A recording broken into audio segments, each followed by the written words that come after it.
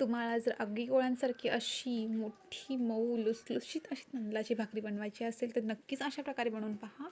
एकदम परफेक्ट होईल. त्यासाठी पहिल्यांदा आपण पाणी उकळवून घेणार आहोत. त्याच्यामध्ये टाकलं तांदळाचं पीठ आणि छान प्रकारे मिक्स करून घेणार आहोत. 2 मिनटं शिजवून ते परातामध्ये काढून घ्यायचं आहे. थोडंफार थंड झाल्यानंतर थोडं थोडं पाणी घेऊन जास्त पाण्याचा वापर न करता छान मऊसूत मळून घ्यायचं आहे आपल्याला.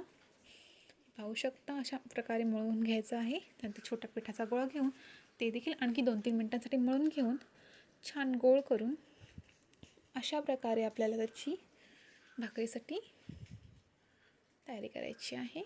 अशा प्रकारे बनवायचं आहे. त्यानंतर हाताच्या सहाय्याने हाताच्या तळव्याने छान प्रकारे अलगद असं थापून घ्यायचं आहे.